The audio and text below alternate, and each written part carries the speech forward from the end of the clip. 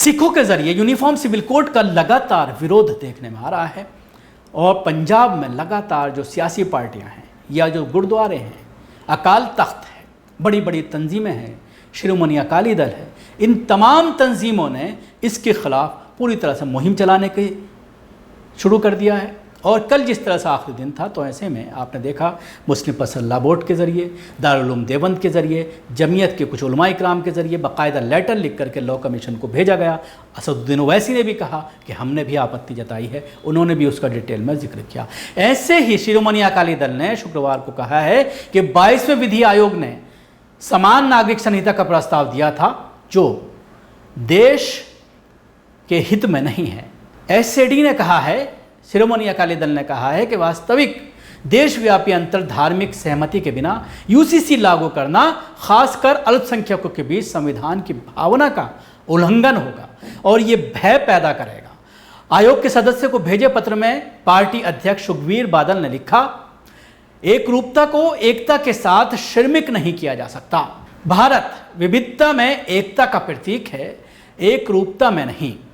बादल ने लिखा कि केवल एक सच्चा संघीय ढांचा ही हमारी समस्याओं का समाधान कर सकता है और भारत को एक वैश्विक महाशक्ति बना सकता है। मोदी सरकार के यूसीसी से विचार को आगे नहीं बढ़ाने का आग्रह करते हुए बादल ने केंद्र के इस मुद्दे पर कोई भी फैसला लेने से पहले देशभक्त सिख समुदाय की भावना का सम्मान करने की अपील की है।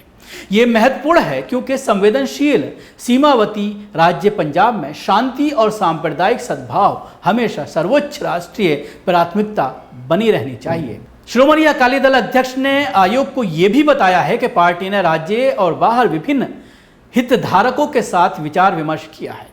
उसके आधार पर हमने जो व्यापक धारणा बनाई है वो ये है कि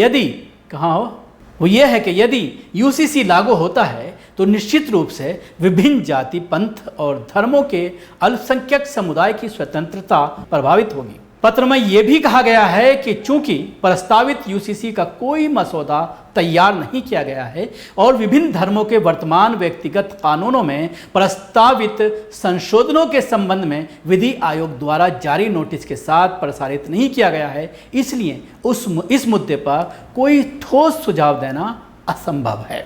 पत्र में यह भी कहा गया है कि प्रस्तावित कानून के सभी विवरणों को अंडरलाइन करते हुए एक मजबूत मसौदा तैयार किया जाना चाहिए। इस मसौदे को पूरे देश में लोगों के बीच प्रसारित किया जाना चाहिए ताकि वो प्रतिक्रिया दे सकें। सुखबीर बादल ने यह भी कहा है कि प्रस्तावित यूसीसी उन सामाजिक जनजातियों को भी प्रभावित करेगा जिनके अपने विविध रीति रिवाज, संस्कृति और विभिन्न व्यक्तिगत कानून हैं। तो आप देख सकते हैं बहुत शानदार ये लेटर है जो पूरी तरह से चेता रहा है सरकार को, विधि आयोग को, लॉ कमीशन को कि जब तक कोई मसौदा आपका सामने तैयार नहीं होगा तो फिर उस पर हम राय कैसे दे सकते हैं। पहले आप मसौदा लाइए, मसौदा लाने के बाद आप आपत्ति मांगिए तो बेहतर होगा ताकि फिर उसके पॉइंट को उजागर किया जा सके और ये बताया जा सके कि फला पॉइंट जो है वो काम के लायक नहीं है, उस पर अमल करना संभव नहीं है, ये फला लोगों के लिए मुश्किल है इस पर अमल करना, ताकि एक देश में राय बन पाए। और पहली बात तो यह है कि इसको लाया ही ना जाए। ये बात सुखबीर सिंह बादल ने कही है, शिरोमणि अकाली दल के अध्यक्ष ने। और जिस तरह से उन्होंने ये कहा है कि ये बॉर्डर का एरिया है, बॉर्डर से सटा हुआ है पंजाब, तो इसलिए बहुत ही सेंसिटिव है, इसको लेकर के विरोध हो सकता है। यानी दबे लफ्ज़ों में कहीं ना कहीं धमकी भी दे दी गई है कि इसको लाने की आप सोचे नहीं मोदी को। मोदी के साथ पार्टी ने अपना नाता तोड़ लिया था, आपको याद होगा। और जब पंजाब के इलेक्शन हुए थे तो उससे पहले पार्टी अलग हो गई थी और अलग जो है इलेक्शन लड़ा गया था, लेकिन उसके नतीजे क्या हुए वो भी आपने देखे। आम आदमी पार्टी ने वहाँ पर सरकार बना ली। अब उनके ज़रिए जिस तरह से चेताया गया है तो देखने वाली बात होगी कि इस पर मोदी सरकार क्या फैसला लेती है और विधि आयोग आगे किस तरह से इस पर आगे बढ़ती है। शुक्रिया आपका। हमारी कोशिश कैसे लगी ज़रूर बताएं। हमारे यूट्यूब चैनल को सब्सक्राइब करना ना भूलें। इसके साथ ही बेल आइकन जरूर दबाएं। अगर आप ये वीडियो फेसबुक पर देख रहे हैं तो पेज को लाइक करें, उसके साथ ही फॉलो भी करें।